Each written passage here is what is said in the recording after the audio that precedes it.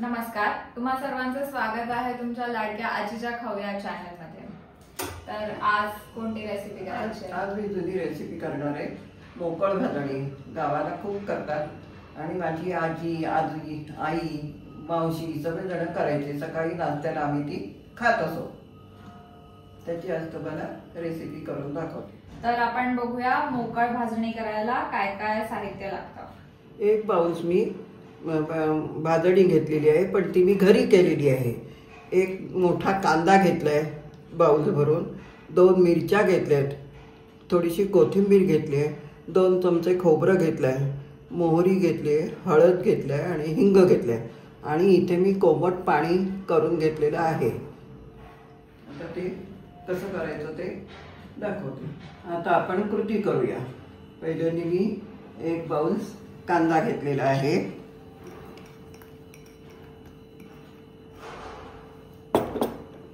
मिरच्या घेतल्या होत्या त्या घालते,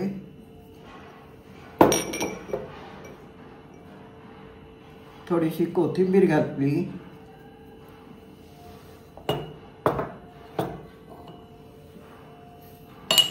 चवीप्रमाणे मीठ घातलं,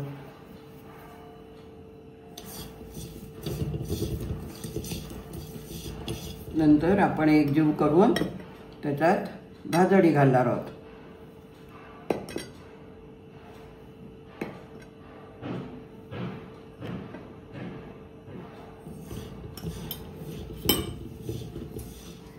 नंतर कोमट पाणी घेतलंय ते घातले,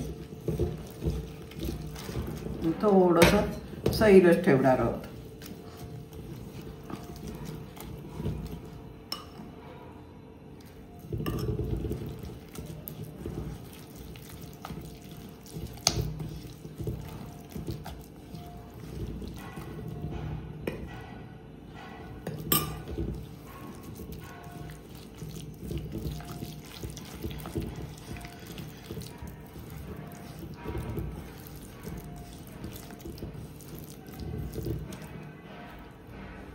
झालं। आता आपण फोडणीकडे जाऊया। मी आता गॅस पेटवते,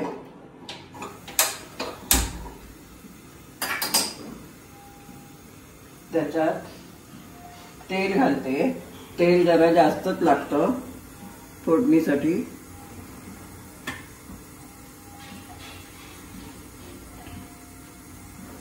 तेल टाकलं की त्याच्यात आपण मोहरी घालूया,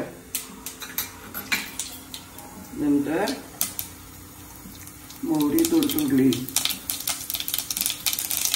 की मग हिंग घालते। हिंग घातलं की हळद घातली।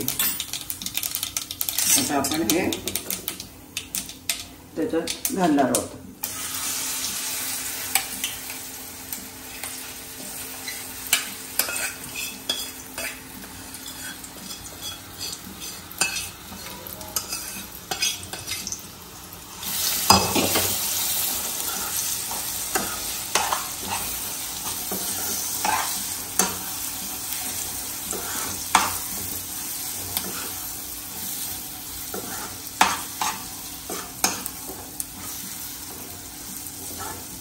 गॅस बारीक करून त्याला आपण वाफ देऊया।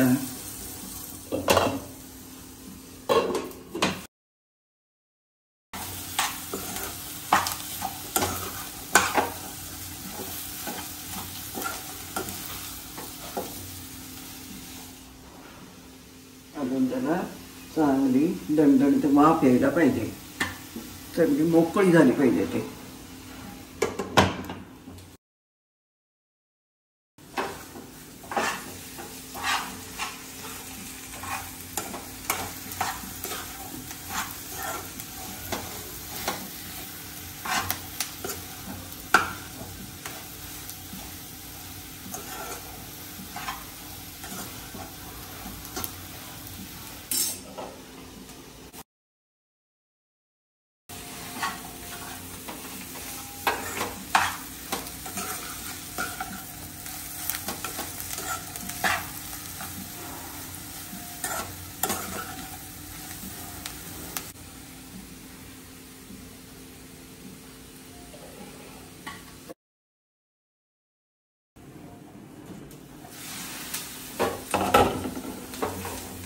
दणदणून चांगली वाफ आली पाहिजे चांगलं, म्हणजे ते छान मोकळं असं होतं.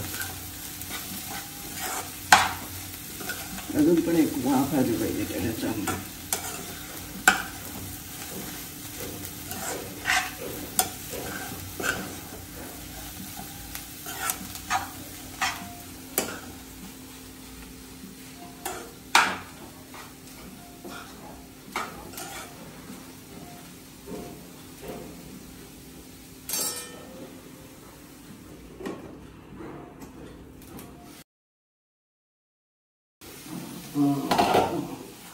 आता हे त्याला दणदणून वाफ आली मस्तपैकी. अजून सुद्धा एक आली की चांगलं.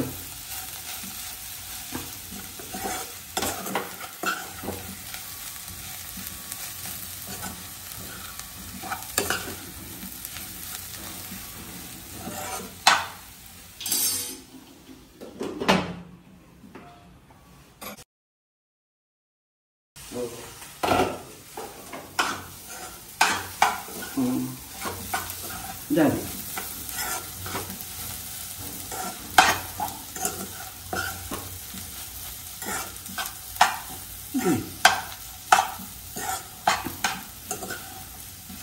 खाण्यासाठी तयार झाली.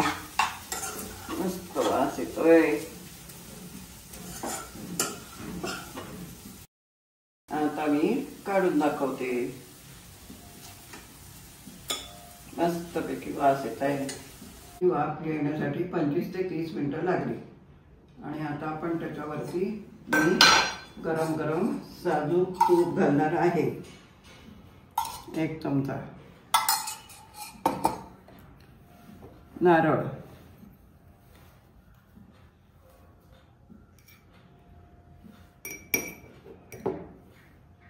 कोथिंबीर.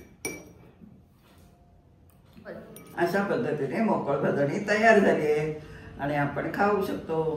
आणि याची थालीपीठ पण करू शकतो. थालीपीठ करण्यापेक्षा हे असं आम्हाला आवडतं. आजीच्या अशाच नवनवीन रेसिपीज बघण्यासाठी लाईक करा, शेअर करा आणि सबस्क्राईब करा. आणि नवीन पद्धती दाखवील तुम्हाला.